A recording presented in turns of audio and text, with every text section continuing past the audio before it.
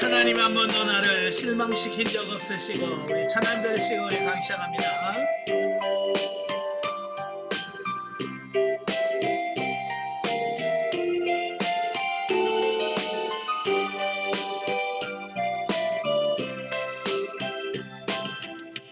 하나님 한 번도 나를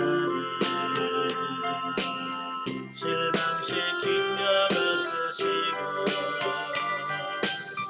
언제나 공평과 은혜로 나를 지키셨네. 오신 신하신 주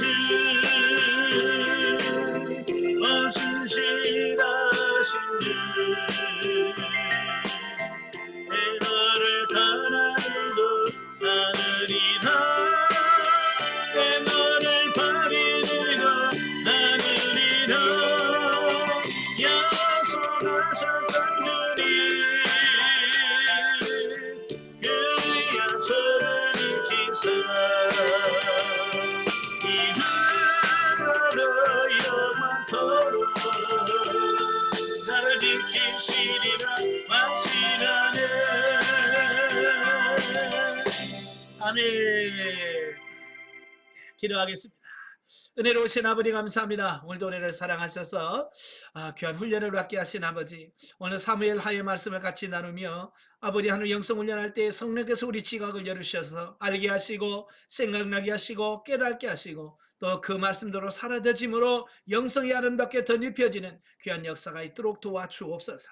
시종을 주님께 맡겨오며 예수님의 이름으로 감사하며 기도합나이다. 아멘. 예, 이 시간에는 우리 교재 38페이지 제5장입니다. 사무엘하 5장 보죠. 자, 5장은 다윗의 통일 이스라엘 왕 즉위와 블레셋 정복에 대한 말씀을 하고 있어요. 자, 1절부터 5절까지 보면 통일 왕국의 왕이 된 다윗. 드디어 이스라엘이 전 이스라엘을 통일하는 왕으로 등장을 하게 됩니다. 그러니까 보면은 사울 왕가의 군대 장관이었던 아브넬과 이스보셋이 모두 피살당하자 헤브론에서 총회로 모여서 다윗에게 기름을 부은 후에 그를 이스라엘의 왕으로 세웁니다. 그러니까 기름 부은 지 벌써 20년, 무려 20년이나 되었을 때 비로소 다윗이 온 이스라엘의 왕이 되어집니다. 20년이면 결코 짧은 기간은 아니잖아요. 그죠? 긴 기간에 걸쳐서 20년은 그가 훈련받는 기간이죠. 자, 이는 다윗은 하나님의 선지자 사무엘에 의하여 기름 부음을 받은 지 무려 20년이 지난 이후의 일이다. 그런데 이처럼 다윗이 통일 왕국의 왕이 되기까지 오랜 세월이 걸린 것은 모두 하나님의 섭리하심의 결과였다. 즉 하나님께서는 다윗으로 하여금 신정 왕국의 왕으로서 갖추어야 할 지도자적 소양과 신앙을 쌓게 하려고 무려 20년이나 그를 연단시킨 것이다 라고 하는 겁니다. 참 이걸 보면서 하나님의 일하는 자, 하나님의 일꾼에는 반드시 뭐가 필요하냐? 훈련이 필요하다. 얼마나 훈련을 잘 받느냐에 따라서 그가 얼마나 하나님 앞에 쓰임받을 수 있느냐라고 하는 것을 보게 되고요. 또 다윗도 20년 동안이나 훈련을 받아야 된다라고 하는 말은 그만큼 변화돼야 될 부분이 많았다는 얘기가 되는 거예요. 그만큼 오랜 동안 다윗이 변화받아야 되고 새로워져야 되고 이런 부분들이 많이 있었다라고 하는 것을 보게 되어지죠. 그리고 그와 더불어 이스라엘 백성들에게도 인본적 자세를 가진 사울의 멸망과 그 신본주의적 자세를 가지고 있는 하나님과 함께한 다윗의 형통한 모습을 보여줌으로써 선민 이스라엘이 앞으로 나아갈 방향이 철저하게 하나님 중심의 신정 왕국의 모습임을 가르치고 있다. 그러니까 이 성경을 보면 인본주의적인 성향을 가지고 있는 사울과 신본주의적 성향을 가지고 있는 다윗의 그 삶을 쭉 같이 비교하면서 지금 설명하고 있잖아요. 그죠? 그래서 인본주의적 삶의 결과는 사울 왕가가 멸망한 것처럼 결국 인본주의적 삶은 결국 망하게 될 거라는 것을 우리에게 보여줘요. 그러나 신본주의적 삶 처음에는 미약하죠. 그러나 그 훈련을 통해서 그가 잘 세워졌을 때 비로소 다윗은 온전하게 되는 이런 모습을 보면서 저와 여러분들에게 지금 던지는 메시지가 있는 거예요. 뭐예요? 바로 저와 여러분이 신본주의적인 삶을 살아야 된다. 이걸 이 말씀을 통해서 우리에게 가르쳐주고 있는 겁니다. 자, 6절부터 16절까지 보면 예루살렘을 정복한 다윗. 자, 보면은 다윗이 여부수족을 응징하고 예루살렘을 정복한 후 통일 왕국의 수도를 헤브론에서 예루살렘으로 옮기는 장면이 나옵니다. 자, 그런데 다윗이 이처럼 이스라엘의 왕으로 즉위한 후 첫 사역으로 예루살렘 정복을 시도한 이유가 뭘까? 예, 그 이유는 아직까지 미정복 상태로 남아있는 예루살렘을 정복함으로써 하나님께 영광을 돌리는 겁니다. 이게 무슨 말이냐면, 그러니까 모세 때부터 하나님께서 너희들이 가나안 땅에 들어가거든 가나안의 7 족속들을 다 진멸하고 하나님 중심의 나라를 건설할 것을 말씀을 하셨거든요. 근데요, 안타깝게도 그 여호수아 시대도 그랬고요. 그 이후에 사사 시대도 마찬가지였고 이 사울왕 시대 때도 이 예루살렘을 중심으로 살고 있는 이 여부수 족속들은 그들이 쫓아내질 못했어요. 그러니까 벌써 한 400년이 넘게 400년이 넘는 그 기간 동안에 그 가나안 땅에 있는 7 족속들을 진멸하라고 하는 하나님의 명령을 순종하지 못했어요. 그것을 다윗이 왕이 되자 처음으로 그 하나님의 명령을 순종함으로 그 하나님께 영광을 돌렸다, 이제 그 얘기예요. 아시겠죠? 예. 또 하나님께서 이스라엘과 함께 하신다는 확신을 백성들에게 심어주기 위함이다. 사실 이 예루살렘은 난공불락이에요. 예. 산 꼭대기에 있을 뿐만 아니라 또 옆에 절벽이고, 그러다 보니까 예루살렘을 쉽게 그렇게 공격할 수 있는 조건을 가지고 있는 성은 아니에요.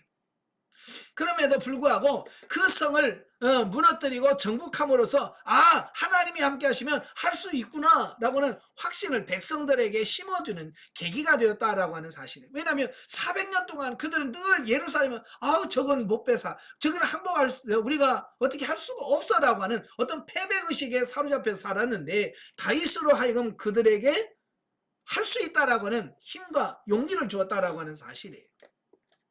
또 통일된 나라의 수도를 새로운 장소로 옮김으로써 7년 6개월이나 분열되어 있었던 민심을 안정시키고 정치 사회적 체계를 새롭게 정비하기 위함입니다.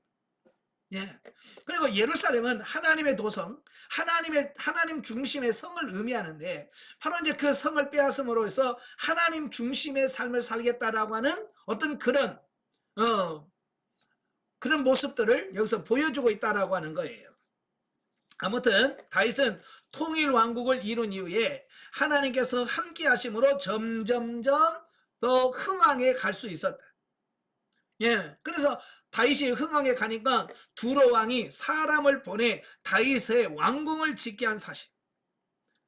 그 다음에 다윗이 예루살렘에서 더 많은 자식을 얻었다고 하는 사실은 이를 잘 증명해 준다라고 하는 사실입니다. 그러니까 저와 여러분들이 하나님과의 바른 관계에서 영 중심의 삶을 살게 되면 부수적인 누림에 대한 우리가 그동안 꿈꾸지 않았던, 내가 생각하지 않았던 여러 가지 부분들을 누릴 수 있는 복을 하나님께서 허락하신다라고 하는 사실이에요. 아시겠죠? 그래서 여러분이 먼저 중요한 게 여러분이 영이 성장을 하고 영 중심의 삶을 사는 게 중요한 거예요. 근데 우리는 영이 성장하고 영이 중심에 대한 삶을 그걸 꿈꾸지 않고 자꾸 육신이 잘 되기를 원하고 육신이 성공하기를 원하는, 육신적으로 흘러가니까 이것도 안 되고 이것도 안 되는 거예요. 우선순위가 중요한 거, 뭐가 더 중요한지. 바로 다윗처럼 영 중심, 하나님 중심의 삶을 살길 바랍니다. 그러면 나머지는 자연스럽게 따라오게 돼 있다 그 말입니다. 이는 하나님이 떠난 사울이 결국 멸망하게 된 것과는 실로 대조를 이룬다. 이처럼 하나님이 함께 하신다는 것과 함께 하시지 않는다는 것은 각각 그 사람의 성공과 실패를 의미한다. 예, 하나님이 함께하면 성공하는 것이고 하나님이 떠나면 실패하는 거예요. 그래서 우리가 늘 기도하면서 하나님 나와 함께 하시옵소서, 나와 동행해 주옵소서, 하나님이 내 안에 거하게 하옵소서, 하나님과 하나 되는 삶, 일치된 삶, 그걸 놓고 기도하시는 삶이 되셔야 해요. 자, 17절부터 25절까지 오면 블레셋을 무찌른 다윗.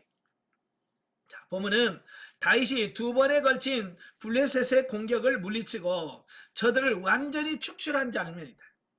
블레셋이 이처럼 이스라엘을 공격해온 이유는 다윗이 온 이스라엘의 왕으로 즉위했기 때문이다. 즉 블레셋은 길보아 전투 이후에 지금까지 이스라엘을 지배하면서 막대한 조공을 징수했었다. 그런데 이제 이스라엘이 새로운 왕 다윗을 중심으로 통일 왕국을 이룩게 하였으니 저들의 지배권이 더 이상 미치지 못하게 된 것이다. 그리하여 다윗이 더 이상 세력을 더 공고히 하기 전에 힘을 약화시킬 목적으로 이스라엘을 침공하는 것이다 라고 하는 겁니다.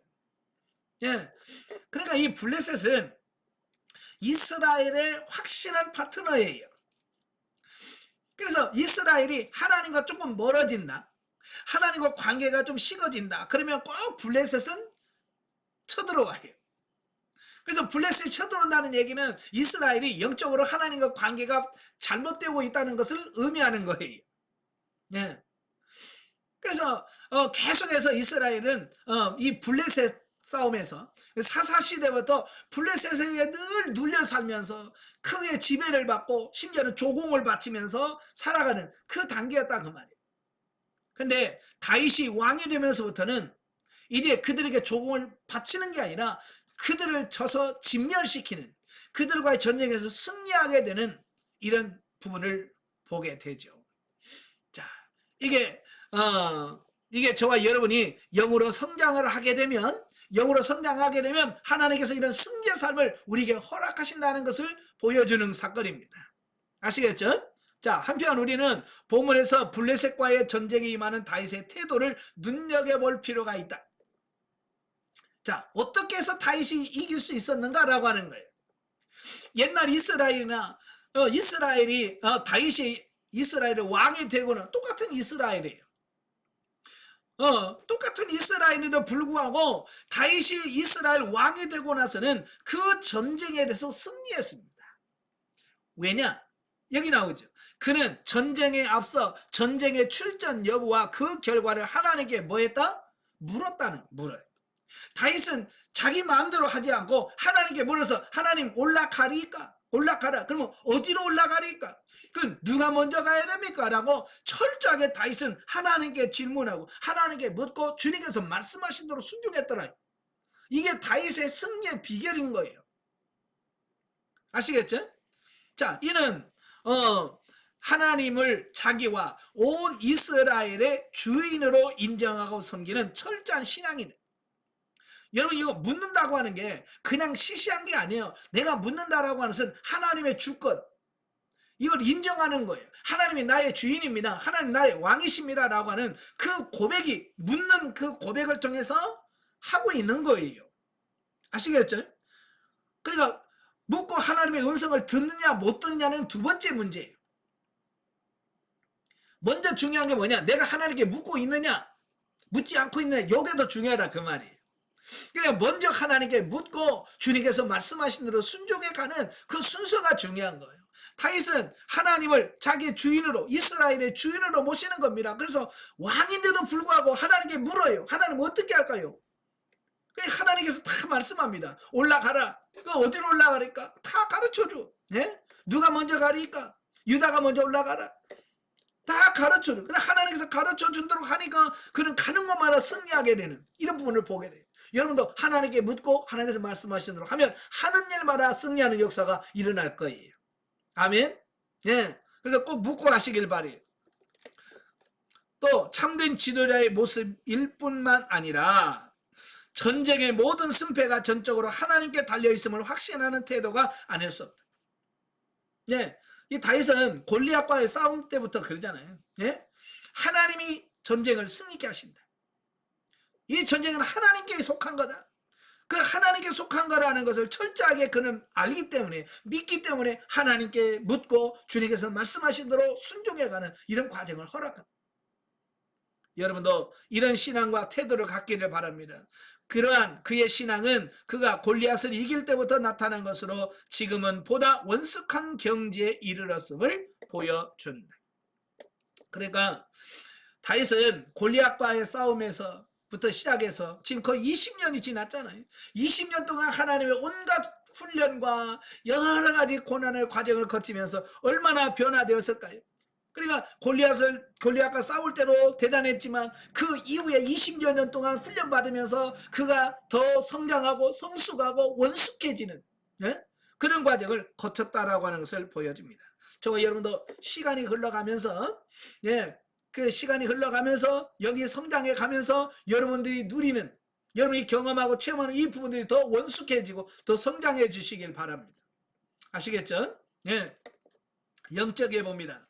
이스보셋이 죽은 후에 전 이스라엘 전역을 다스리게 된 다윗은 11 아들을 낳게 되고 그들에 의하여 나라가 이어지는데, 이는 영적으로 성숙한 자가 영적인 열매를 맺는 것을 의미한다. 예, 앞에도 말씀드렸습니다만은 그 자손이 많아진다라고 하는 것은 하나님의 그만큼 축복했다라고 하는 것을 상징적으로 보여주는 겁니다. 예, 그러니까 하나님께서 이 다윗의 집에, 다윗과의 그 가에 하나님께서 복의 복을 더 입혀주시는 이 부분을 자녀를 통해서 설명하고 있고요. 유다를 통치하던 바와는 다르게 다윗이 이스라엘 전역을 다스린다고 하는 것은 우리의 영혼이 육체의 주인이 되어서 성령의 인도하심을 따라 온전히 영 중심으로 다스리는 삶을 의미한다. 예, 이제 영이 주체가 돼서 우리의 모든 부분을 다스리고 통치하는 부분들을 잘 예표적으로 보여주고 있다라고 하는 것이죠. 자, 6장으로 가지요. 자, 6장은 다윗의 언약궤 운반 및 안치에 대한 말씀을 하는데요. 자, 1절부터 11절 다윗의 운반과 우사의 죽음.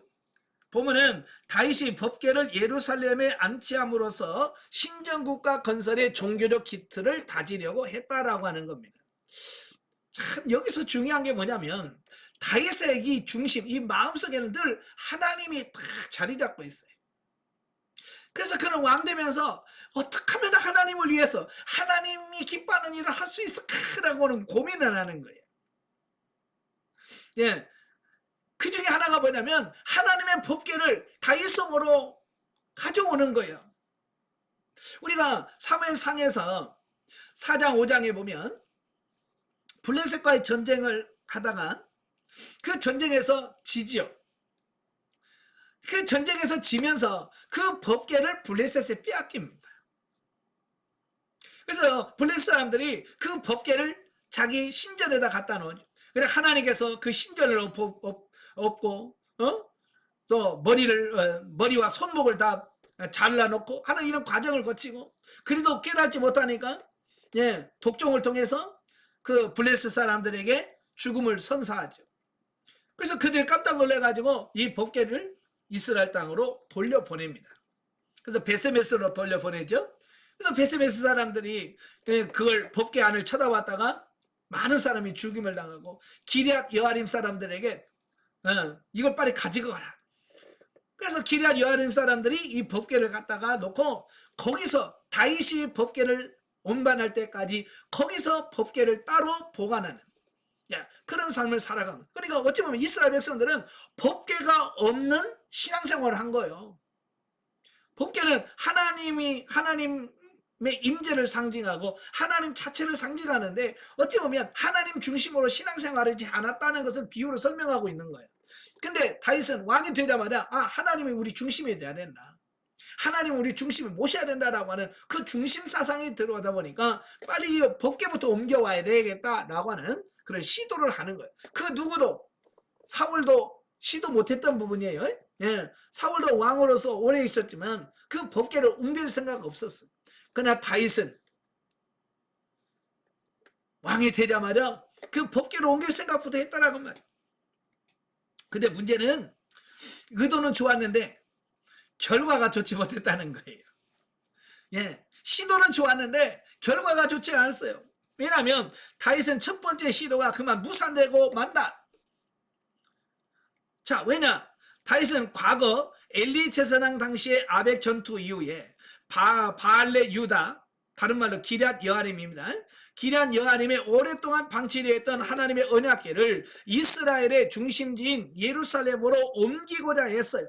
의도는 기가 막히게 좋아요. 뜻은 좋습니다. 그러나 법궤를 옮기는 도중에 운반 책임자인 우사가 법궤에 손을 대 죽임을 당하게 됐다라고 하는 사실이. 자, 이게 문제가 뭐냐면 하나님의 방법대로 행하지 아니하고 수레를 만들고 수레에다 법궤를 싣고 그 수레를 법궤에다 실어서 예루살렘으로 가져오려고 했어요. 그런데 소들이 뛰는 겁니다. 소들이 뛰어요. 참 거기서 보면 사람은 아무도 모르는데 소는 알아. 내가 이거 메고 이거 지고 갈 게 아니야. 내가 끌고 갈 게 아니야. 라고 하는 거. 참 이걸 보면 짐승만도 못하다는 이야기가 정말 그냥 나온 게 아니에요. 예. 소는 알아. 그래서 내가 이거 끌고 가는 거 아니야. 그래서 소가 뛰는 거야. 아니라고. 근데 사람들은 못 알아먹어 그걸. 그 소 말을 못 알아먹어. 소가 뛰니까 우사가 어이구 이거 법궤 떨어지면 안 되는데, 그래서 법궤가 떨어지는 것을 막으려고 법궤를 딱 잡는 순간 그 자리에서 하나님께서 즉사, 그 자리에서 죽는 겁니다. 왜냐하면 법궤는 만지지 말라, 법궤는 보지도 말라, 만지는 사람 죽는다라고 이미 말씀했거든요. 예. 그래서 결국 우사가 그 법궤에 손을 대면서 그가 죽임을 당해요. 그래서 그 법궤를 옮기는 일을 중단하고 바로 그 길의 옆에 있던 가드 사람 오벳 에돔의 집에다가 임시로 갖다 놓게 되는 어떤 이런 부분들을 보게 됩니다. 네. 자, 여기서 중요한 게 뭐냐면 아무리 뜻이 좋아도 하나님의 말씀, 진리, 법대로 하지 않으면 그게 성공할 수 없다라고 하는 부분을 보게 돼요. 우리가 영적으로 성장해서 진리 단계에 들어가게 되면 우리가 기록된 성경의 말씀대로 사라지는 삶, 이걸 진리적인 삶이라 그래요. 예, 하나님의 말씀대로 살지 않으면 진리가 안 돼. 그러니까 그게 아무리 목적이 좋고 아무리 뭐가 좋아도 하나님의 말씀에서 벗어나면 안 돼. 아시겠죠? 그래서 진리 단계에 들어가면 성경을 많이 읽으시고 성경대로 어떻게 하는 것이 성경적인가, 이게 성경이 원하는 방법이 뭔가 라고 해서 성경 말씀대로 사는 여러분들이 되셔야 돼요. 아시겠죠? 자, 그런데 다윗의 신앙적 동기와 열심에도 불구하고 법궤 운반에 실패한 것은 운반하는 방법이 하나님의 지시사항에서 어긋났기 때문이다. 이게 하나님의 방법이 아니라는 거예요. 하나님 말씀대로 행하지 않았다는 거예요. 성경에 법궤는 반드시 레위 지파 중 이 고핫 자손이 어깨에 메어 운반해야 돼. 그죠? 예, 법궤는 그렇게 운반하게 되어 있어요. 그게 민수기 4장 15절에 나와요. 만약에 그 법궤를 만지거나 보면 즉사하게 되어 있습니다. 그런데도 다윗은 이를 무시하고 법궤를 수레에다 실어서 운반하려 했던 것이다. 하나님 말씀은 진리를 무시하면 아무리 성장을 해도요, 하나님 법대로 행하지 않으면 안 됩니다. 예, 아무리 성장해도 마찬가지예요. 예, 생명당에 들어갔다 할지라도 우리가 하나님의 법대로 말씀대로 행하지 않으면 하나님께서는 결코 그걸 받아주지 않습니다. 그러기에 그러나 그 어느 것도 하나님의 뜻에, 물론 그가 새 수레에 법궤를 실어 운반하려고 했던 열심만은 높이 살만하다. 그러나 그 어느 것도 하나님의 뜻에 어긋난 것은 정당화할 수가 없다. 그러기에 법궤 운반 계획은 우사의 죽음을 초래한 채 실패로 끝나고 만 것이다. 이런 사실은 아무리 선한 동기와 열심을 가렸다 할지라도 그것이 하나님의 뜻에 합당하지 않는 방법으로 추진된다면 결코 하나님께서 기뻐하지 않으신다는 것을 교훈해 준다. 자, 그래서 우리가 방법까지도 하나님께 묻고, 하나님 어떻게 하면 좋겠습니까? 어떻게 하기를 원하세요? 라고 해서 하나님께 묻고 지도 인도 받아서 해야 된다라고 하는 것이에요. 참 우리가 성경을 보면 하나님의 뜻은 야곱이 이삭에게 축복을 받는 것이 하나님의 뜻이래요. 그죠? 하나님은 야곱을 선택했으니까. 그러나 야곱이 그 아버지의 축복을 받을 때에 하나님의 방법, 진리의 방법대로 행하지 않았어요. 인간의 방법 수단으로 자기 아버지를 속이고 에서인 것처럼 꾸미고 속여서 축복을 받잖아요. 그래서 축복은 받았지만 어때요? 그가 밧단 아람 외삼촌의 집에 가서 20년 동안 따로 훈련을 받아야 되고, 그 정말 자기 엄마가 죽어도 그 장례식장에도 못 가는 이런 과정을 거치잖아요. 참, 그래서 우리가 방법 역시도 성경적이어야 되고 진리적이어야 된다라고 하는 걸 꼭 기억하시면 좋겠습니다. 근데 요즘은 참 우리나라 사람들은 예전에부터 그 거꾸로 가도 서울만 가면 된다. 예, 뭐 꽁 잡는 게 매다. 뭐 이런 거 있잖아요. 뭐 수당방법 가리지 않고 이건 목적만 이루면 다 되는 어떤 그런 사고 방식이 이 머릿속에 있어요. 예. 그래서 그거 빼내셔야 돼요. 그렇지 않으면 그것 때문에 우리가 더 망하게 되는, 예, 그런 부분을 경험할 수 있습니다. 절대로, 예, 내 방식대로 하지 말고 하나님의 방식대로 하나님의 뜻대로 행하는 여러분 되시길 바래요. 자, 12절부터 23절까지 보면 예루살렘에 옮겨진 법궤. 자, 보면은 법궤를 예루살렘으로 옮기려다가 실패한 지 3개월 후에 다윗이 재시도를 해서 성공을 하게 됩니다. 그래서 마침내 언약궤가 예루살렘에 안치되는 장면입니다. 자, 여기 보면 다윗은 한번 실패했다고 그냥 포기하는 것이 아니고 그 실패한 원인을 곰곰이 연구하고 찾아보고 그러면서 공부했겠죠. 그죠? 왜 내가 실패했는지 그 3개월 동안 쉬면서 충분하게 다 알았어요. 그리고 다시 도전하는 겁니다. 우리도 마찬가지예요. 한번 실패했다고 끝내지 말고, 예, 계속해서 또 도전하고 또 도전하는 여러분들이 되셔야 돼요. 예. 자, 그런데 여기서 이제 두 번째 시도할 때는 다윗이 처음 법궤를 옮기려 할 때와는 달리 하나님의 율법에 따라 법궤를 옮김으로써 성공리에 마칠 수 있었다는 점이다. 예, 하나님의 말씀대로 하면 뭐 틀릴 일이 없어, 잘못될 일이 없어요. 예, 그래서 하나님의 기록된 법대로 제사장들이 그 레위 사람 고핫 자손이 매면 아무 문제가 안 생겨요. 예.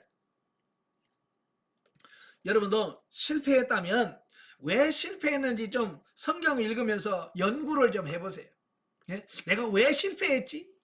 그래서 기도하면서 하나님께 묻고 하다 보면 하나님께서 그 부분에서 우리로 하여금 알게 하고 깨닫게 하는 은혜가 있을 겁니다.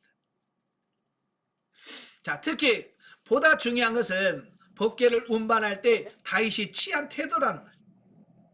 예, 즉 다윗은 궤를 맨 사람들이 6걸음을 행하자 수송아지 7마리와 수양 7마리로 하나님께 감사의 제사를 드렸다.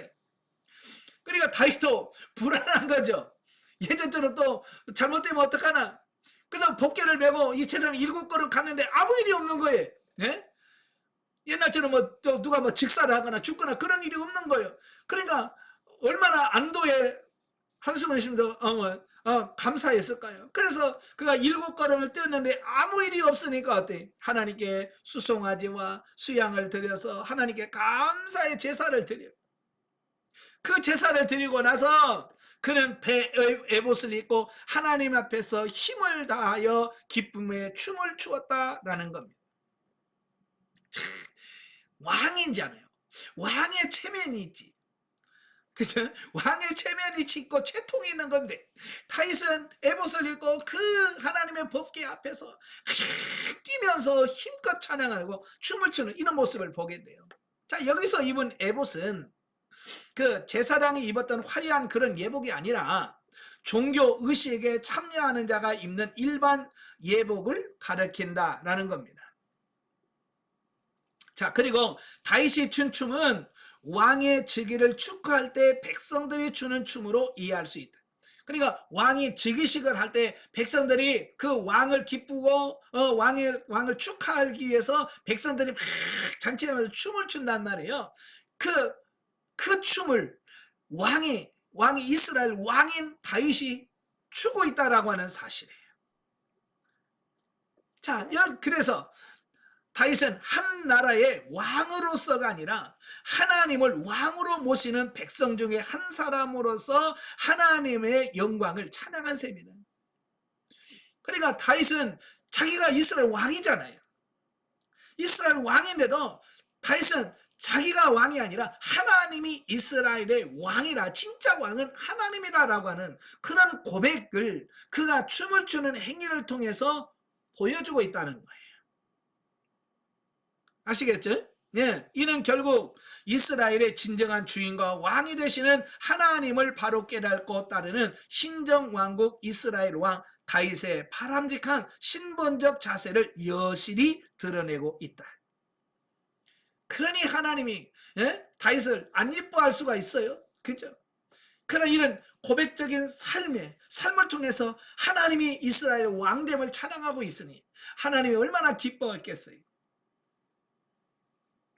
그리고 이러한 사실은 왕의 품위를 저버렸다는 이유로 다윗을 비난했던 미가를 다윗이 책망한 내용에서도 잘 증명된다.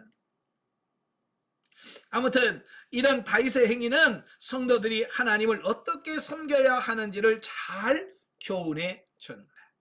즉 성도들은 하나님을 섬김에 있어서 그분을 유일한 주인이시오 왕으로 모시는 겸손한 자세를 지녀야 하며 세상의 모든 지위와 채통보다는 정녕 하나님의 영광을 위하는 일에 열과 정성을 다하는 자세를 잃지 않아야 할 것이다. 아멘. 참 우리나라는 체면 문화, 양반 문화라고 이제 참 이런 게 있어서 참 어려워요. 그죠? 박수 치라고 그래도 그 박수 치는 게 어려워. 뭐 박수 치면 뭐 체면이 상하나요? 근데 그게 쉽지 않아요. 그러나 다윗은 그런 게 아니라 정말 하나님 앞에서 뛰면서 하나님을 찬양했어요. 여러분 하나님 앞에서 우리는 그냥 하나의 어린아이잖아요. 하나님 앞에서 우리는 어린아이예요. 그렇지 않아요? 그죠? 그래서 나이가 70이든 80이든 하나님 앞에서는 어린아이처럼 기뻐하면서 다윗처럼 춤을 추며 찬양할 줄 아는 그런 그런 열정, 그런 순수함이 저와 여러분이 있어야 된다라는 사실이에요. 영적이에 보죠. 다윗이 사사시대에 블레셋에게 빼앗겼다가 기럇 여아림으로 가져온 언약궤를 다윗성으로 옮긴 사건은 성도들이 하나님의 말씀을 중심으로 자기를 영적으로 완전히 다스릴 수 있는 단계에 들어가는 것을 말한다. 우리가 영적으로 성숙하여 하나님의 통치를 받게 되면 성경 말씀이 1.1획도 틀림없이 우리의 삶을 주장하게 된다. 이것을 믿고 경험할 때 하나님의 말씀을 절대적으로 순종할 수 있고 사랑할 수 있는 사람이 된다. 그래서 다윗의 이 단계, 그 법궤를 모셔드리는 단계를 우리 영성 훈련하는 이 단계에 비춰봤을 때 이제 다윗이 진리 단계에 들어왔다. 이제 진리 단계에 들어왔다라고 보는 거예요. 그래서 하나님이 이제 이스라엘의 중심이 되어서 말씀이 중심에서 말씀으로 통치하기 시작되는 어떤 그런 단계를 말한다라고 볼 수 있습니다. 자, 7장으로 가죠. 7장은 다윗 언약 체결과 다윗의 감사 노래. 자, 1절에서 3절이면 다윗의 성전 건축 계획. 다윗은 왕이 되자마자 예루살렘 정복했죠. 그 다음에 다윗성을 건축하고 법궤를 옮겨왔죠. 그리고 7장에서는 뭐예요? 바로 또 성전을 지으려고 하는 계획을 세우는 겁니다. 그러니까 다윗은요 온통 그의 마음 중심에는 어떻게 하면 하나님을 기쁘시게 하고 어떻게 하면 하나님을 섬기고 어떻게 하면 하나님께 영광을 돌려서 요것만 관심입니다. 어때요? 여러분하고 다윗하고 많이 닮았어요? 안 닮았어요? 예? 우리는 어떻게 하면 잠을 자고 어떻게 하면 놀고 어떻게 하면 놀러 가고 어떻게 하면 쉬고 다윗은 그게 아니라 어떻게 하면 하나님을 더 기쁘시게 하고 어떻게 하면 하나님을 더 영화롭게 할 수 있을까 여기다 초점 맞추는 거예요. 우리도 지금 다윗처럼 이렇게 하나님을 향한 열정 이런 게 좀 있어야 되지 않을까요? 그죠? 예. 그래서 그 하나님을 향한 열정이 자기는 궁궐에서 백향목 궁에 살면서 하나님의 법궤는 천막 쳐놓고 천막 안에 있는 그 모습을 바라면서 너무 가슴이 아픈 거예요. 어떻게 나는 백향목 궁에서 자면서 어떻게 하나님의 법궤는 천막을 쳐놓고 천막에서 머물 수 있을까? 그래서 그 마음이 걸리는 겁니다. 그래서 그는 하나님의 성전을 지어서 하나님의 법궤를 모시고 하나님을 섬기고 싶은 이 마음이 들어오는 겁니다. 그래서 그는 진리, 아까 제가 그랬죠. 이 법궤를 모셔오는 것은 진리 단계라고 그랬죠. 이제 진리 단계에서 머물지 않고 정말 하나님과 동행하는 생명적 단계로 넘어가려고 그 영적인 성장을 위한 사모함, 그런 부분이 이 다윗에게 있었다라고 하는 것을 보여주는 거예요. 그래서 선지자 나단과 상의를 하죠. 어떻게 성전 지어서 하나님을 기쁘시게 하면 좋겠다. 자, 여기서 이제 중요한 게 뭐냐면 나단 선지자도 하나님께 좀 물어보고 대답을 해야 되는데 하나님께 물어보지 않고 들어보니까 너무 좋은 거예요. 그죠? 성전 지어 섬기겠다니까 나단 선지자가 하나님께 물어보지 않고 너무 기가 막힌 성, 그렇게 하면 좋겠네요 라고 하나님께 물어보지 않고 대답을 먼저 하는, 그러니까 아무리 선지자라도 하나님께 묻지 않으면 이렇게 실수하는 거예요. 아시겠죠? 예, 그래서 항상 묻는 것이 실생활이 돼야 돼요. 예, 그래서 그의 밤에 하나님께서 나단 선지자에게 너 가서 나단에게 다윗에게 가서 성전을 짓지 말라고 해라. 성전을 짓지 말라라고 말하라고 가르쳐 주시고 하시는 것을 보게 되어지죠. 네.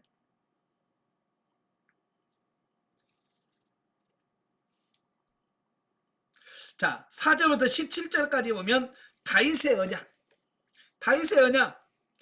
성경에 보면 여러 언약이 있어요. 행위 언약부터 시작을 해서 여자의 후손의 언약, 그다음에 또 뭐 아브라함의 언약, 그다음에 신의 산 언약, 여러 언약이 있는데 그 중에 하나가 뭐냐면 이 다윗 언약이라고 하는, 구속사에서 굉장히 중요한 언약 중에 하나가 바로 다윗의 언약입니다.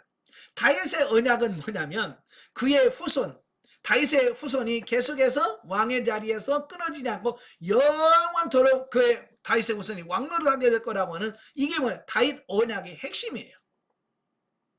자, 그래서 보면은 다윗의 소원에 대하여 하나님께서 선지자 나단을 통해서 성전 건축의 불필요성을 밝힙니다. 가서 다윗에게 성전 짓지 말라고 해라. 내가 누구에게 성전 짓라고 했느냐? 내 성전 짓지 말아라고 하는 거예요. 그러면서 뭐라고 그래? 네가 내 집을 짓는다고? 아니야, 내가 너희 집부터 먼저 지어줄게. 그래서 다윗의 당대 이스라엘의 안정과 번영을 누리게 될 뿐만 아니라 다윗의 왕조가 끊이지 않고 영원히 지속되리라고 하는 다윗의 언약을 그때 주신 거예요. 여러분, 이 왕들의 고민은 뭘까요? 왕된 사람들의 고민은 한결같이 뭐냐면 그 왕의 대가 끊이지 않고 계속 이어가는 거예요. 이게 왕들의 고민이에요. 특별히 다윗도 사울이 이스라엘 왕이 되었지만 사울은 어때요? 그 왕이 계속 이어지지 못하고 그냥 끝났잖아요. 그게 다윗에게는 제일 걱정인 거예요. 내가 죽고 내가 그냥 끝나고 나로 그냥 왕이 끝나버리면 이게 무슨 의미가 있어요? 그래서 다윗이 그 후대가 계속 이어서 왕에 대해서 그 왕가를 쫙 이루는 게, 이게 왕된 사람의 가장 원하는 바거든요. 바로 그 다윗의 언약에서 그가 불안해하고 그가 염려하는 모든 것을 탁 아시고, 걱정하지 마, 내가 내 후손들을 왕의 자리에서 결코 끊지 않고 계속 이어지게 하겠다라고 약속하셨다는 거예요. 자, 그러면서 왜 하나님은 그러면 성전 짓겠다고 하는 다윗의 그 소원을 거절하셨을까라고 하는 거예요. 자, 표면적인 이유는 뭐냐면 다윗은 출신이 군인 출신이잖아요. 그러니까 처음 골리앗부터 전쟁부터 시작해서 다윗의 시작은 사람을 죽이면서부터 피 흘리면서 전쟁으로 지금까지 온 사람이에요. 그러니까 다윗의 지금까지 평생을 보면 계속 전쟁하는 삶이에요. 그래서 많은 피를 흘렸기 때문에 성전을 짓는데 부적합하다. 평화의 하나님이 평화의 성전을 지어야 되는데 피 흘렸던 사람이 지으면 그 성전의 본래 의미가 상실되는 거예요. 그래서 안 된다라고 이야기를 하죠. 그러나 근본적인 이유는 하나님 자신이 한정된 공간에 제한받지 않으시는 자신의 무소보제를 깨닫게 하시고자 하셨다라고 하는 사실이에요. 예. 즉 하나님께서는 자기 백성에게 요구하시는 것은 눈에 보이는 화려한 성전이 아니라 당신을 진정한 마음으로 예배하는 것임을 교훈하게 합니다. 그러니까 다윗도 아직 이 성전을 지을 때 크게 화려하고 아름답게만 지면 건물만 지으면 되는 줄로 착각한 거예요. 근데 하나님은 건물만 지었다고 되는 게 아니라는 거예요. 하나님은 이 내면 우리 속 신령한 성전 내 안에 이 짓는 이게 더 중요하지 겉에 짓는 것이 그렇게 중요한 것이 아니라고 하는, 정말 뭐가 중요한지를 가르쳐 주시려고 그렇게 하셨다라고 하는 사실이에요. 쉽게 말하면 아직 다윗이나 이스라엘 백성들이 성전 지을 준비, 성전 지을 자세가 아직 안 됐다는 얘기예요. 더 훈련받고 더 영적으로 성장했을 때 그때 하나님께서 성전을 짓겠다라고 말씀하시는 겁니다. 자, 한편 하나님께서 다윗과 맺으신 언약의 핵심은 다윗 가문의 영원한 왕권을 보장하는 것이었다. 이는 이미 오래전부터 예언되었듯이 유다 지파 출신의 다윗의 후손들이 육적 이스라엘에 대한 왕권을 계속적으로 소유할 것이라는 약속이다. 그러기에 비록 이후 유다 왕국의 왕들이 패역하고 범죄하였어도 하나님께서는 사울 가문의 왕권을 패하듯이 다윗의 왕조를 패하지는 않으셨다. 예, 남북으로 나뉘어서 북이스라엘은 왕조가 9번이나 바뀌어요. 예, 왕을 죽이고 지가 왕이 되고 죽이고 왕이 되는, 이게 9번이나 왕을 죽이고 왕이 되는, 북이스라엘은 이런 전통이 없어요. 이어지는 전통이 없습니다. 그러나 남쪽 유다는 어때요? 그가 잘못했을지라도 하나님께서 다윗의 자손들로 이건 쫙 해서 이어져 가도록 하나님께서 허락하셨다라고 하는 거죠.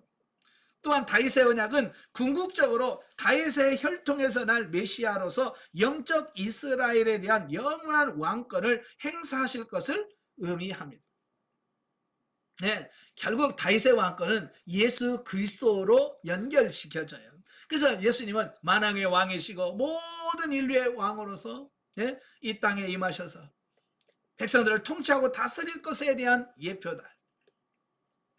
자, 18절부터 29절까지 보면 다윗의 감사 기도. 자, 여러분 기도했는데 여러분 응답이 안 됐어. 그럼 여러분 어떡하겠어요?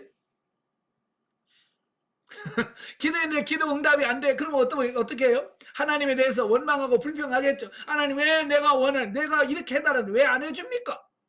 근데 다윗은 하나님께서 자기가 원하는 답을 안 해주셨잖아요. 그래도 다윗은 어때요? 하나님께 감사하며 기도했어요. 참 이거 쉽지 않아요. 네, 저도 참 영성훈련 받기 전에 하나님께 정말 불평하고 원망하는 기도 참 많이 했습니다. 그래서 제가 영성훈련 받고 하나님 앞에 얼마나 죄송하고 미안하고 송구스러운지 기도할 때마다 너무 송구스럽고 죄송한 거예요. 왜? 말로는 기도한다고 했는데 하나님의 시비 걸고, 네. 하나님이 맨날 그럴 수 있냐고, 네? 어떻게 그럴 수 있냐고, 네? 네, 너무합니다 하나님.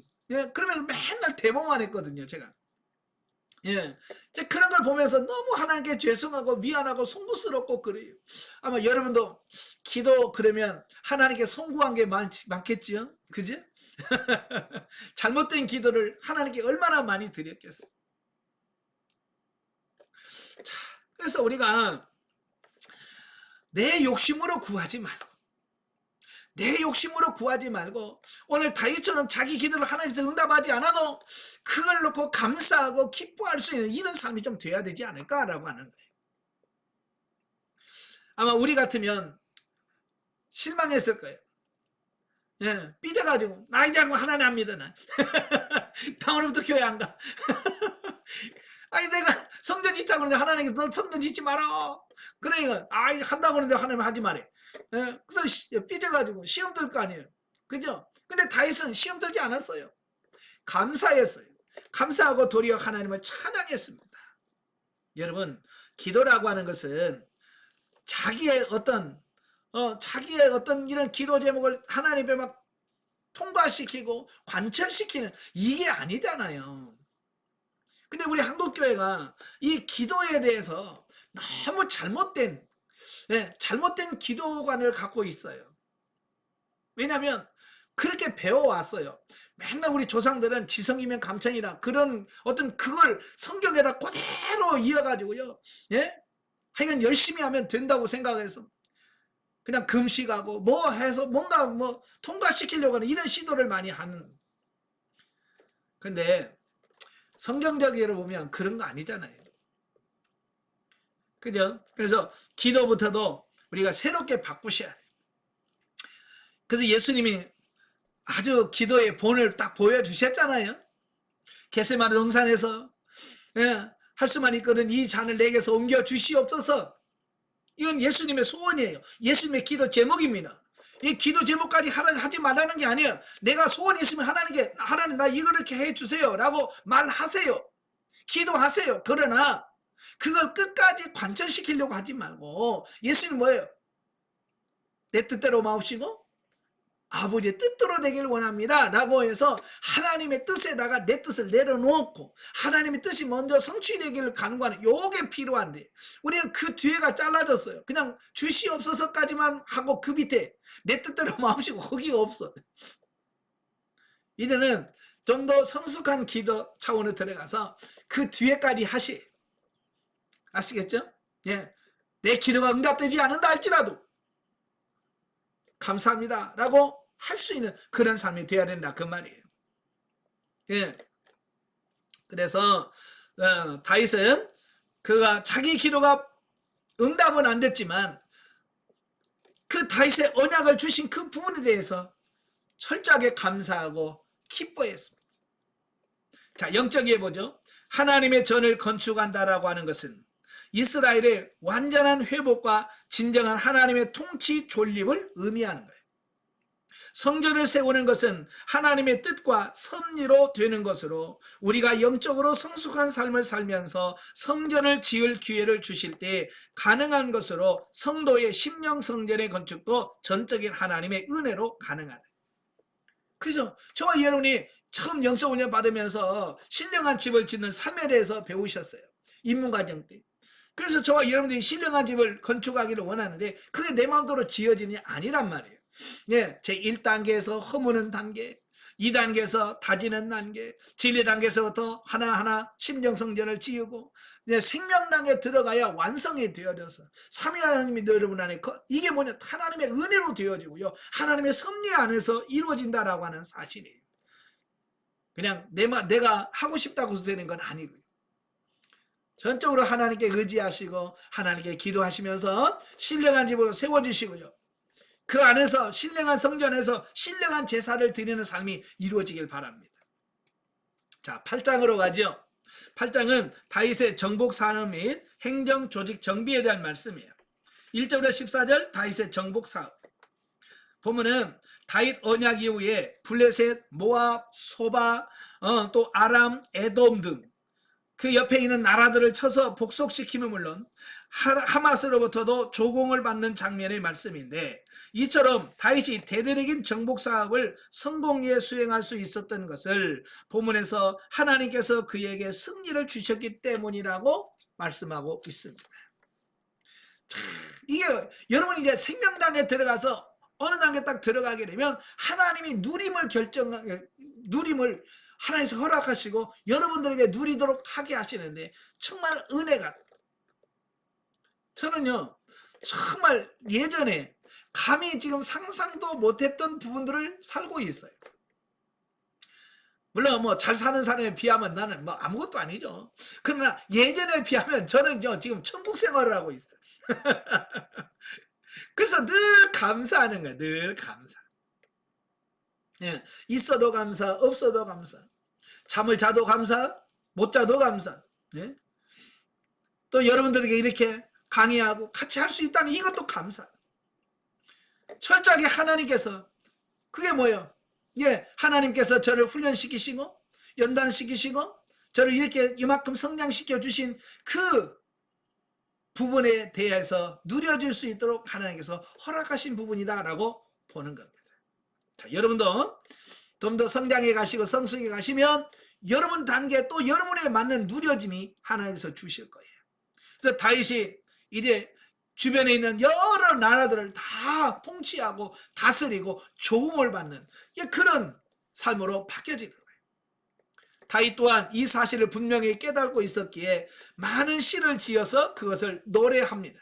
그렇지만 우리는 여기서 한 가지 사실을 간과해서는 안 될 것은 다윗이 어디로 가든지 하나님의 도우심을 받을 수 있게 해준 것은 그의 신앙이다. 다윗의 그 신앙이에요. 믿음이에요. 즉 다윗은 자기의 능력과 사람의 수를 의지하기보다는 항상 하나님의 능력을 전적으로 의지하고 신뢰했다라고 하는 거예요. 영적으로 성장하고 영적으로 성장하니까 이제 하나님에 대한 온전한 신뢰, 온전한 믿음이 생겨서 정말 하나님을 온전히 믿고 따라갈 수 있게끔 만들었단 말이에요. 그러한 사실은 다윗이 소바왕 하닷 에셀에게서 탈취한 말 가운데 극히 일부를 제외하고는 모두 말에 힘줄을 끄는 사실에서 잘 입증된다라고 하는 겁니다. 여러분, 고대에서는 말은 굉장히 중요해요.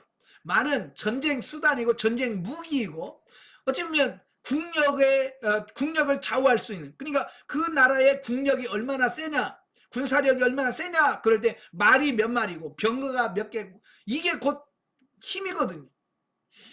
그런데 이 하닷하고 소바왕 하닷 에셀하고 전쟁을 해서 이겨요.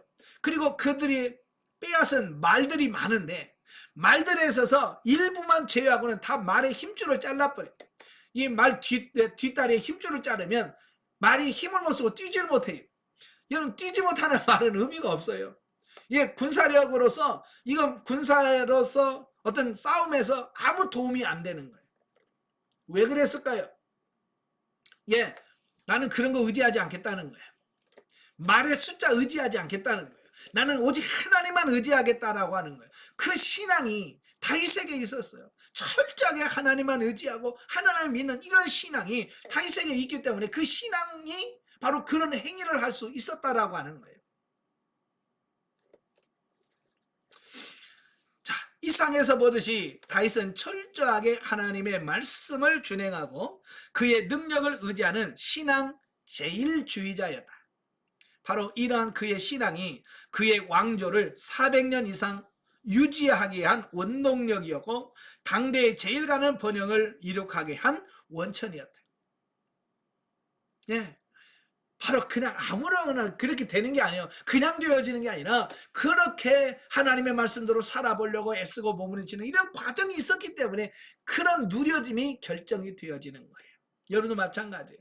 여러분 영성이 형성되어지는 것은 그냥 가만히 있는데 그 영성이 형성되어지는 게 아니고 정말 그 하나님의 말씀대로 살아보려고 애쓰고 피곤하지만 기도하려고 애쓰고 바쁘지만 이 훈련을 받아보려고 애쓰는 이런 과정들을 통해서 여러분의 영성이 형성이 되어져 가는 거예요. 따라서 이처럼 비단 다윗뿐만 아니라 누구에게 있어서든 진정한 승리의 비결은 하나님 중심의 삶에 있다. 아멘. 따라서 그리스도의 군사로서 영적 전쟁의 수행 중인 성도들은 오직 하나님만을 굳게 의지하는 신앙 제일주의적인 삶을 살아야 할 것이다. 자, 15절부터 18절까지 봅니다. 15절 18절까지는 다윗의 통치 조직에 대한 부분이에요. 자, 다윗은 대내적으로 행정 조직을 정비하는 내용으로 중앙 정부의 관료를 임명합니다. 우리만 해도 인사가 만사라는 말씀이 있어요.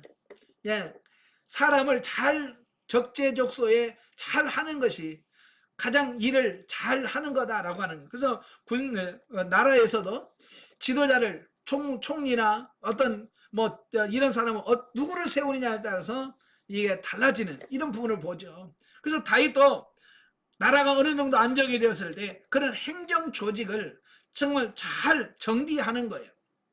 그래서 중앙 관리 정부 관리를 임명하고 또 지방 정부의 관료를 임명하는 등 행정 조직을 편성하여 국가 체제를 확립해 나갑니다.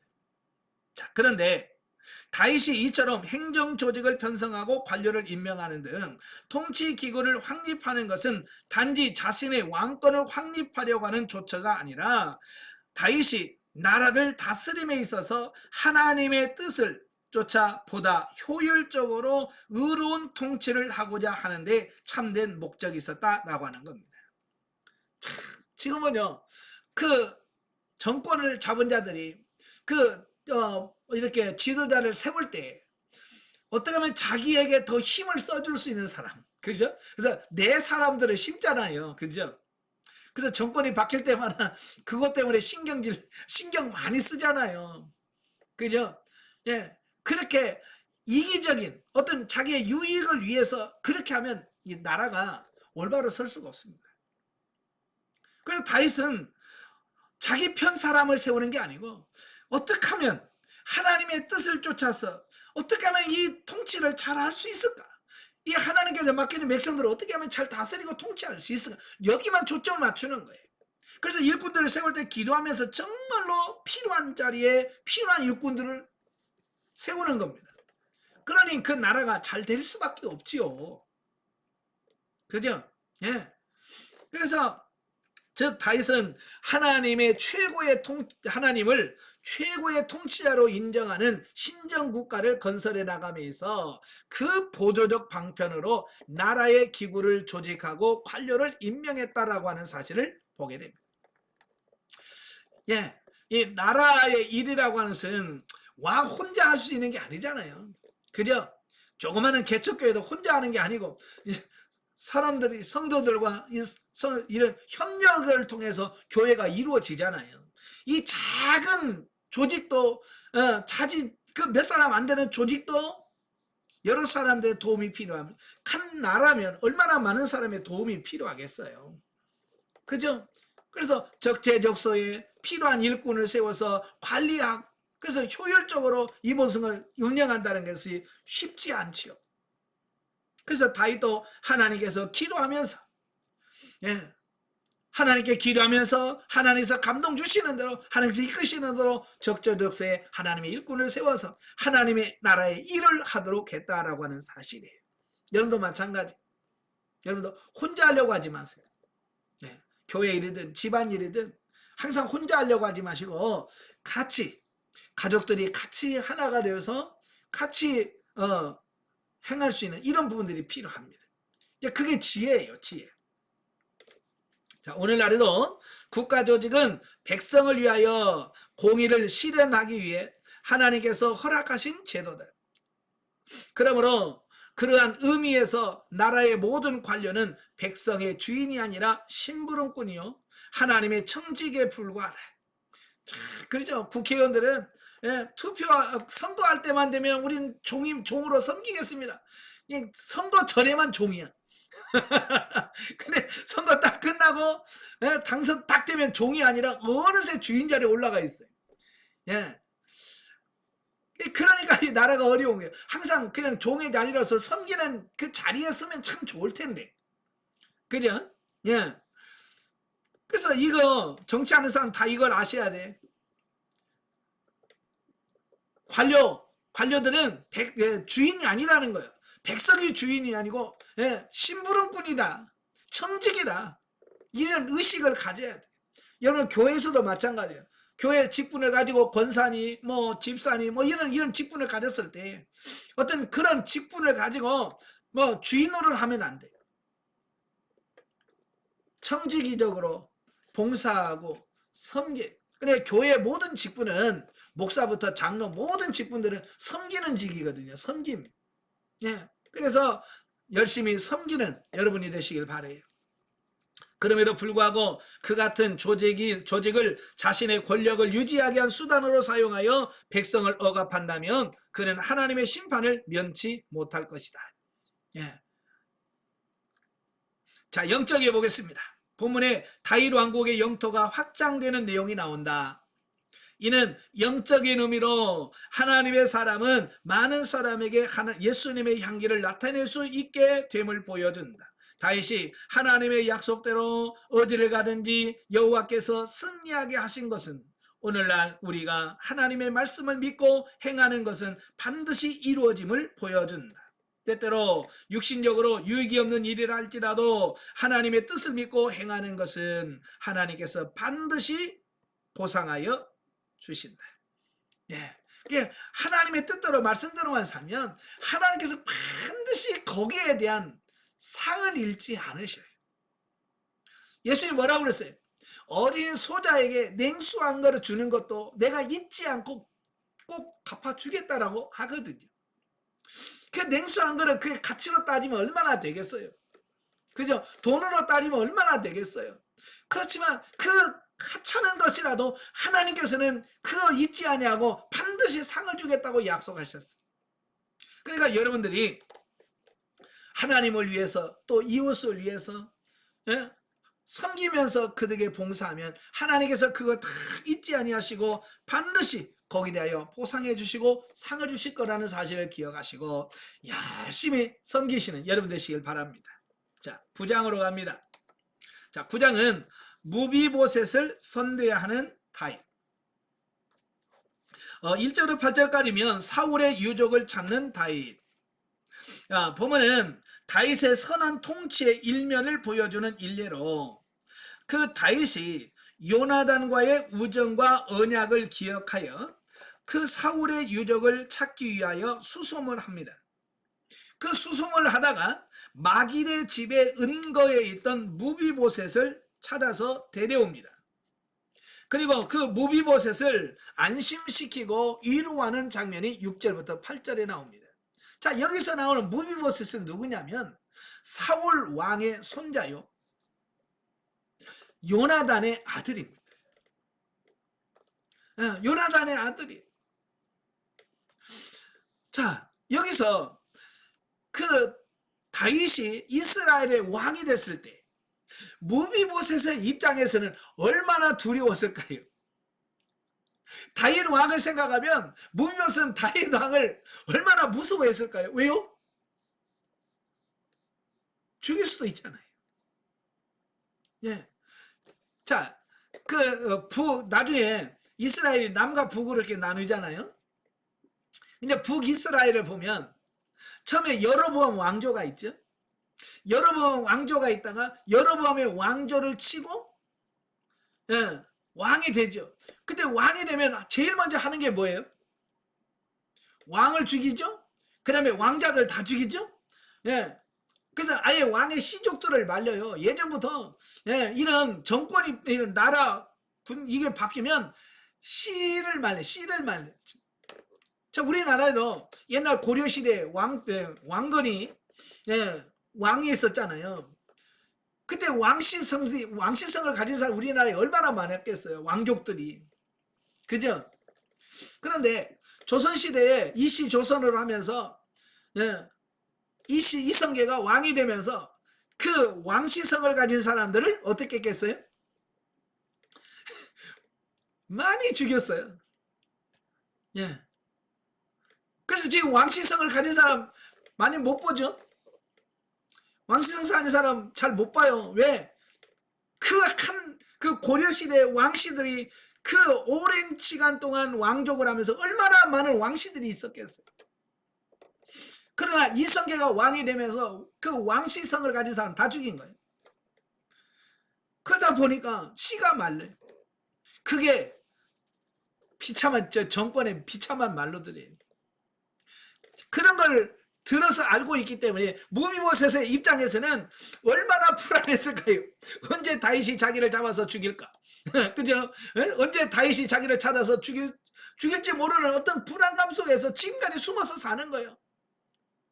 사는 게 아니겠죠. 얼마나 불안하면서 두려우면서 살겠습니까? 그런데 다윗이 수배를 해서 찾아오라는 거예요. 아마 무비보셋을 끌려가면서 무슨 생각을 했을까요? 이거는 이제 죽었다. 이건 다 죽었구나. 아마 포기했을 거예요. 나 이제 이 끝이야. 나 이제 죽었다. 하고 갔을 거예요. 그런데 다윗은 그 무비보셋에게 자기 아버지와 한 그 언약을 이야기합니다. 내가 너와 너희 아버지하고 언약을 세웠다. 너희 후손을 죽이지 않겠다. 치지 않겠다라고 언약을 했다라고 하는 것을 말씀하면서 예? 그에게 다 돌려주는. 그래서 사울 왕이 가졌던 모든 재산들, 원래 그런 왕족들은 지면 다 국가 재산으로 다 이렇게 귀속이 된단 말이에요. 예. 우리나라도 그러잖아요. 반역자들 재산들은 다 국가에 귀속이 되잖아요. 마찬가지로 그랬던 것들을 다시 다 차려서 사울 왕이 가져왔던 그런 재산들을 다 돌려줍니다. 자, 그러면서 그를 왕자처럼 취급하는 어떤 이런 모습들을 보게 되죠. 자, 이걸 보면서 요나단이 그 무비보셋이 왜 뭐 때문에 그런 대접을 받습니까? 그가 뭐 나라에 무슨 공을 세웠습니까? 뭘 했습니까? 아무것도 없잖아요. 그럼에도 불구하고 그는 뭐요? 단지 다윗과 요나단과의 사이에서 언약을 맺었다는 이유 하나만으로, 그죠?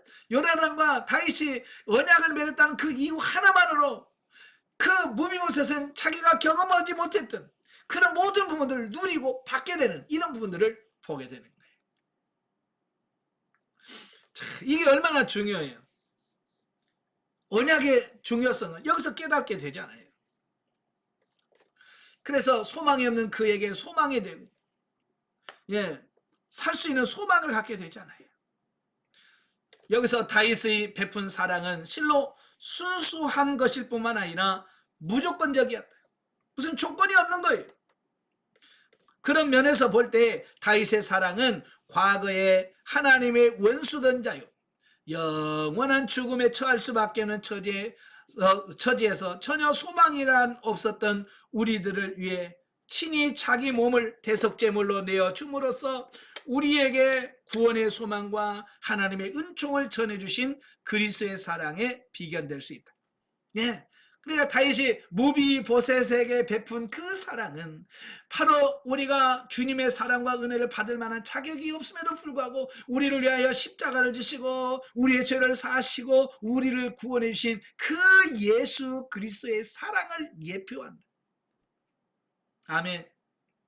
여러분이 무슨 주님의 사랑을 받을 만한 자격이 있습니까? 뭐 주님의 사랑을 받을 만한 착한 일 했어요? 주님의 사랑을 받을 만한 헌금 많이 했습니까? 우리는 그런 거 없어. 단지 주님의 사랑, 주님의 은혜 때문에 우리가 그 구원을 받게 되고 천국의 소망을 받고 살아가게 되는 거예요. 얼마나 감사합니까? 예, 늘 주님의 사랑과 은혜에 감사하며 살기를 바라요. 한편 무비보셋은 다윗의 은혜에 대하여 깊은 감사와 함께 자신을 다윗 앞에서 죽은 개로 표현하는 등 겸손한 자세를 잃지 않았다. 이러한 자세는 하나님의 은총과 그리스도의 사랑을 입은 자들이 하나님 앞에서 취해야 할 마땅한 자세라 하겠다. 참, 그렇죠. 무비보셋은 생각지도 않은 은혜를 받았어요. 그럴 때 그는 다윗에게 뭐라고 말해요? 죽은 개 같은 나를 나에게 뭐 이런 것을 허락하십니까? 예, 그 은혜가 너무 크고 감사함을 그렇게 표현했습니다. 오늘 우리도 마찬가지예요. 하나님이 나 같은 정말 죽은 개 같은 나에게 하나님께서 우리를 부르셔서 하나님의 자녀라는 신분을 주셨습니다. 심지어 목사라는 직분도 주셨고요, 여러분 권사 집사라는 직분까지 주셨고요, 하나님의 일할 수 있는 그 직책까지 주셨어요. 얼마나 감사합니까? 우리는 정말로 감사하면서 그 사명을 감당해야 될 줄로 합니다. 근데 가끔 보면 너무 뭐랄까요, 하나님의 은혜에 감사하지 못하는 분들이 너무 많아요. 예. 그래서 어떤 분은 하나님을 그냥 막 종 부리듯이 하는, 예. 그래서 어떤 분은 그랬다고 하잖아요. 하나님 내 말 안 듣으면 죽어, 뭐 그랬다 하잖아요. 나는 그 말 들으면서 도대체 어떻게 그런 말을 할 수 있을까? 그렇잖아요. 어떻게 그런 말을 할 수 있어요? 할 수가 없어, 우리는. 그저 하나님의 은혜인데. 그죠? 절대 여러분 그러지 않기를 바래요. 그렇지도 않겠지만. 예. 자, 9절부터 13절까지 보겠습니다. 무비보셋을 선대한 다윗. 보면은 다윗이 무비보셋에게 옛날 사울이 소유했던 모든 것을 되돌려주는가 하면 그로 하여금 왕궁에 거하면서 왕의 식탁에 참여할 수 있는 특권까지 주었습니다. 대단하잖아요. 그죠? 예? 너 안 죽이고 살려줄게. 그것만은 황공무지한데. 그죠? 예?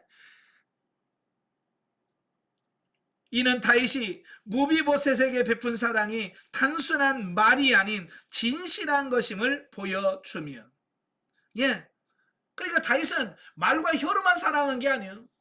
내가 너를 사랑하노라, 잘 살아라, 그게 아니라는, 예, 잘 살 수 있는 모든 환경과 모든 신분과 모든 것을 다 회복시켜 주잖아요. 예, 그래서 진짜 이건 실천적으로 사랑하는 거예요. 말과 혀로 사랑하는 게 아니고. 이상과 같은 다윗의 사랑은 실로 무비보셋의 곤비한 삶을 변화시키기에 충분하였을 것이다. 만약에 여러분이 무비보셋이라면 여러분은 어떻게 하나님께 감사하고 다윗에게 감사할 수 있을까요?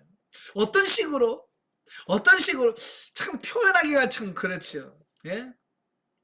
그처럼 오늘 우리는 무비보셋과 같이 아무 공로가 없으나 그리스도의 사랑으로 말미암아 하나님의 놀라운 축복을 소유하게 되었다. 그렇죠? 예. 따라서 우리가 이제 살든지 죽든지 내 몸에서 그리스도가 존귀히 되게 하려 함은 받은 바 은혜에 보답하는 최소한의 마땅한 자세라 하겠다. 예. 이래 하나님의 은혜를 받은 자로서 이래 정말 살든지 죽든지 내가 아니라 예수 그리스도가 존귀하게 되고 하나님께만 영광 돌릴 수 있는 그런 삶이 되어지도록 위해서 힘쓰는 여러분 되시길 바라요. 자, 영적 이해 보겠습니다. 마지막으로 살아남은 요나단의 아들 무비보셋이 다윗의 극진한 보살핌을 받은 것은 자아가 처리된 육체는 존귀함을 받게 됨을 비유적으로 보여준다. 자, 이걸 잘 깨달으셔야 돼.